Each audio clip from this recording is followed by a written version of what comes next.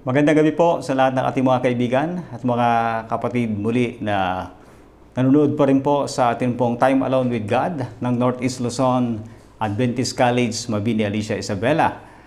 At patuloy pa rin po tayo sa pagtalakay sa ating tema, Keep the Fire Burning. Sa konteksto pa rin po ng pag-aaral, may kinalaman po sa banal na Espiritu.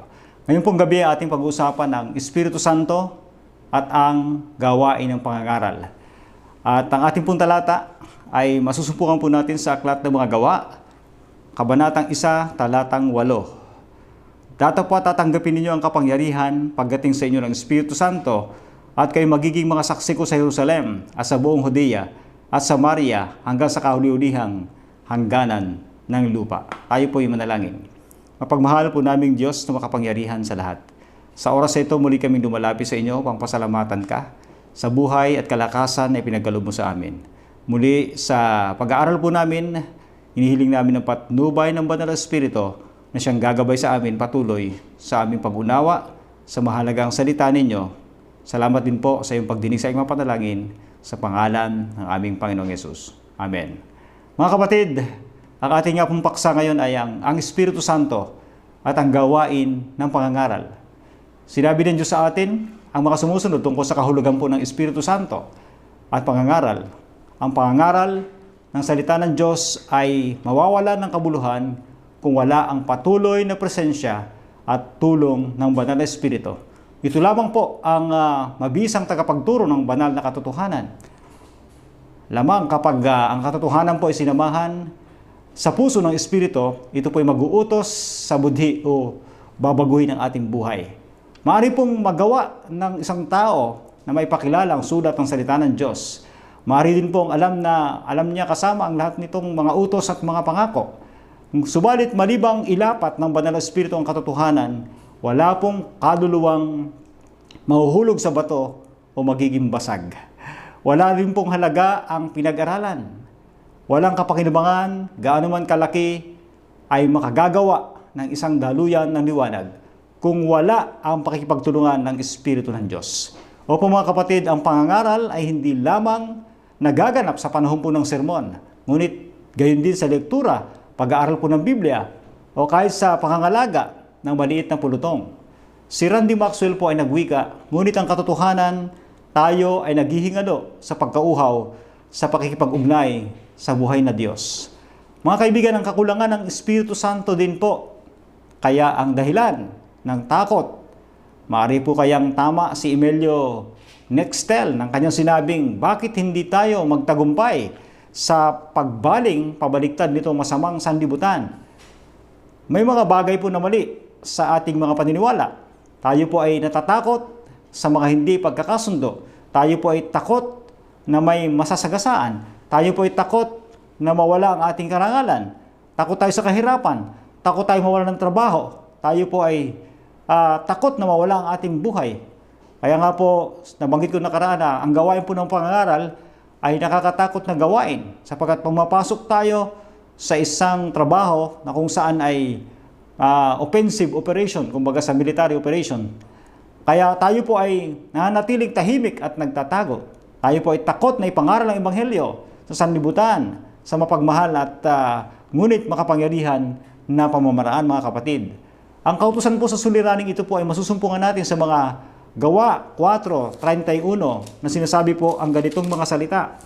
4:31 ng aklat po ng Gawa, ang sabi dito, at nang sila'y makapanalangin na, ay nayanig ang dakong pinagkakatipunan nila at nangapuspos silang lahat ng Espiritu Santo at kanilang sinalita na may katapangan ang salita ng Diyos. Take note mga kapatid, nang mapuspos sila ng Espiritu Santo, sila po ay nagsalita na may katapangan.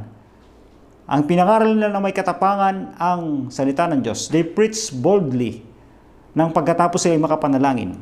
Mga kapatid, opo, ang Banal na Espiritu po at ang ating mga babasahin, tingnan natin kung anong kaugnayan nito. Ang mga sumusunod po ay sinabi patungkol sa ating mga babasahin. Kung ang kaligtasan ng Diyos ay nasa taong sumulat para sa papel, ang iyon ding Espiritu ang siyang mararamdaman ng bumabasa. Ang isang piyesa na isinulat sa Espiritu ng Diyos ay pinagtibay ng mga anghel at gayon din po ang nagtatatak sa isipan ng mga bumabasa. Ngunit ang isang piyesa na isinulat at ang tagasulat po ay hindi namumuhay sa ganap para sa kaluwalhatian ng Diyos, mga kapatid, at hindi ganap na mapagmahal sa Kanya, ay nararamdaman ng mga anghel ang kalungkutan.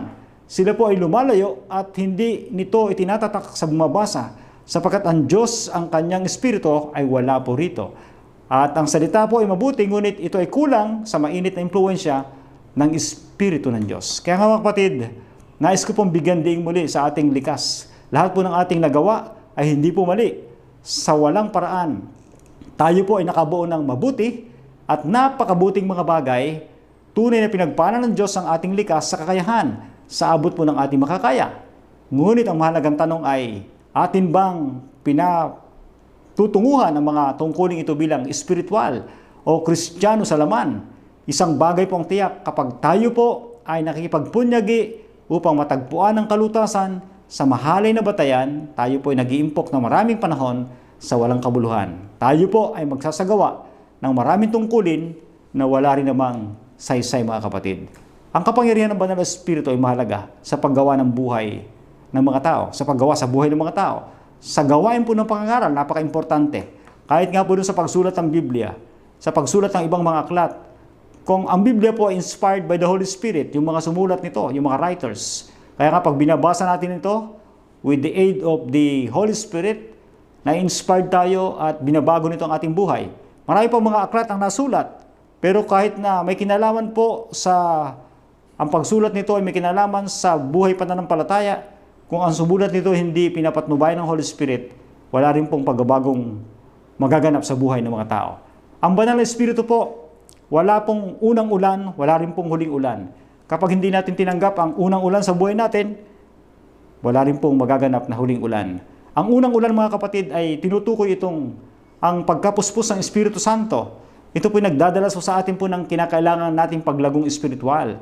Nalubha po natin kailangan upang tayo po ay makinabang naman mula sa huling ulan. Opo, mga kapatid, ang huling ulan, yung latter rain na tinatawag natin, na nagpapahinog sa mga anihin sa lupa o sa mundo. Yung unang ulan ay nagpapatubo ng mga buto ng pananim, nagpapalago, nagpapabunga, at samantala po bago hinaharvest, ayon sa konteksto, sa background, sa Palestine, sa pagtatanim po nila, inihanda po nila yung bukid kapag umulan, inihanda yung bukid kapag umulan na po, nagtatanim na po sila ng kanilang mga binhi. Pagkatapos ay tutubo na po yon, mamumunga, mamumulaklak, mamumunga, at yun namang huling ulan ay kailangan nila para magpapahinog naman po sa anihin sa mundo. Sa buhay spiritual po, ganun din. Kailangan isang tao na tumanggap sa Panginoon ay makatanggap din ng unang ulan. Kaya kapag tayo binabautismuhan sa libingang tubig, tinatanggap natin ang unang ulan. At hinihintay naman natin, nagpapalago tayo ng pananampalataya natin, ginaganap natin yung proseso ng pagkapakabanal, pagkatapos tayong ariing ganap o ma-justify, ang susunod na level naman ng ating tatahakin, na level ng ating kaligtasan, ayun naman tinatawag natin na sanctification process, kung saan ang Holy Spirit ay araw-araw pong gumagawa sa atin upang tulungan tayo maabot ang kabanalan. At mga kapatid, bago dumating ang Panginoon, may tinatawag tayo po na pagbubuhos ng huling ulan, the outpouring of the latter rain. Sa konteksto po doon sa Palestine, bago po hinaharvest yung kanilang mga pananim, yung kanilang mga bunga, ang nagpapahinog po doon ay bumubuhos muli yung huling ulan at papahinugin na po ang mga aanihin para ihanda na po ito sa pag-harvest. Ano po? Yung mga pananim, yung mga bunga ay pinapahinog na. At sa spiritual po na biyaya na naghahanda po ng iglesia para sa pagbabalik ng anak ng tao, ang ating Panginoong Yesus. Ngunit maliban na lamang po, mga kapatid, kung ang unang ulan ay bumuhos at hindi po magkakaroon ng buhay, ang berdeng dahon po ay hindi sisibol. Maliban, mga kapatid, na lamang kung maagang pagbuhos ay magampanan ang kanilang gawain. At ang huling ulan po ay hindi po magdadala ng binhi sa kasakdalan. Mga kapatid, ang Banal na Espiritu po at ang Biblia ang pagkapakabanal. Ang gawain ito, mga kapatid, ang Biblia ang pagkapakabanal, ay maaari pong matupad lamang sa pagitan po ng pananampalataya kay Kristo, sa pagitan ng kapangyarihan ng naninirahang Espiritu ng Diyos, mga kapatid ko. At meron pong dakilang layunin po ang gawain na wala po ang Banal na Espiritu. Maaari din pong ang mga dakilang institusyon, matagumpay na pangangaral at malakas na estratehiya ng misyon ay nabuo ng wala pong Espiritu Santo. Maaari po yun. Si Andrew Murray, mga kapatid, o Murray, isang dakilang misyonero sa Timog Africa po, ay nakababatid na ang ganitong kaganapan ay napakaposible at tunay nga ito ay kaganapan sa halos lahat po ng sangkakristyanuhan ng kanya pong isinulat, mga kapatid. Ang sabi niya, maari akong mangaral o sumulat o mag-isip o magbulay-bulay at magsaya habang ako ay abala sa mga bagay sa salita ng Diyos at sa kaharian ng Diyos. Ngunit ang kapangyarihan ng Espiritu Santo ay kapuna-punang wala. Ako'y nangangamba na kung iyong dadalhin ang pangangaral sa buong iglesia ng ating Panginoon at tatanungin kung bakit mayroon sayang.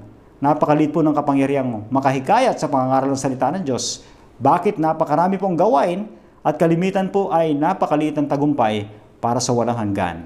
Bakit ang salita po ay may napakaliit na kapangyarihan upang itayo po ang mga mananampalataya sa kabanalan at sapagkat talaga ang kautusan po o ang kasagutan po ay darating, mga kapatid.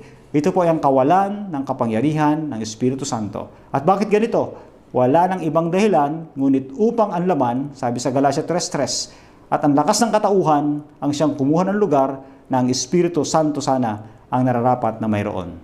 Kapag ang tao ay inilagay sa kanyang kamay ang tagumpay sa gawain ng pangangaral, without the guidance and power of the Holy Spirit, magiging wala pong kabuluhan ang ating pangangaral. Opo mga kapatid, yan po ang ating pag-aaral ngayong gabi. Sana po ay nakita natin ang kahalagahan ng kung paano gumagawa ang banal na Espiritu sa buhay ng mga tao, partikular sa gawain po ng pangangaral. Sa lahat ng aspeto ng ating buhay, sa lahat ng ating mga gawaing relihiyoso o pang buhay pananampalataya, kailangan natin ang pagtatrabaho ng banal na Espiritu na gumagawa sa ating buhay, mga kapatid. I would like to reread o reiterate itong talata natin binasa kanina. Sa Gawa 1:8, dapat tatanggapin ninyo ang kapangyarihan pagdating sa inyo ng Espiritu Santo at kayo magiging mga saksi ko sa Jerusalem, sa buong Judea at Samaria, hanggang sa kahuli-hulihang hangganan ng lupa. Mga kapatid, ang kapangyarihang pinangako ng Panginoon ay ang pagdating, ang pagbubuhos ng banal na Espiritu. At kapag naranasan po natin ito, ang isang unang pangunahing layunin kung bakit ibubuhos ang banal na Espiritu sapagkat sinabi ng Panginoon, magiging saksi niya tayo, dadalhin ang pabalitan ng kaligtasan. Unang-una po ay sabi rito ay sa Jerusalem, sa pinakamalapit, sa buong Judea, sa Samaria, at hanggang sa kahuli-hulihang hangganan ng lupa. Kung sa i-contextualize po natin, pag tinanggap na natin ang kapangyarihan ng Holy Spirit, mga kapatid, para tawagin tayo na ipangaral, may kapangyarihang ipangaral ang kanyang mga salita. Magsisimula tayo sa pinakamalapit, sa ating pamilya, sa ating mga kapitbahay, sa ating barangay, sa ating mga kababayan, kaprobinsya, sabi nga, and so on and so forth, hanggang sa marating natin ang kahuli-hulihang hangganan po ng lupa. Opo, ang gawain ng pangangaral ay pambuong sanlibutan. Tatawag ang Diyos sa mga manggagawa, kanyang pupuspusin ang banal na Espiritu upang makapangyarihang tapusin ang pagkapalaganap ng pabalitan ng kaligtasan na siyang huling tanda bago dumating ang ating Panginoong Hesus. Sa Mateo 24, talatang 14 sinasabi, at ipapangaral ang Ebanghelyong ito sa buong sanlibutan. At sabi rito, ipapangaral ang Ebanghelyong ito ng kaharian sa buong sanlibutan sa pagpapatotoo sa lahat ng mga bansa at kung magkagayoy, darating ang wakas. Mga kapatid, ang kapangyarihan sa gawain ng pangangaral para maging matagumpay ito ay ang paggawa ng banal na Espiritu sa mga ngaral at sa puso ng mga tao na nakapakinig ng pabalitan ng kaligtasan. Pagpalain tayo ng Diyos, mga kapatid, sana po'y tanggapin natin ang banal na Espiritu na magbibigay sa atin ng lakas at kapangyarihan upang dalhin ng maraming kaluluwa sa paanan ng ating Panginoon Hesus. Maraming salamat po at magandang gabi sa ating lahat.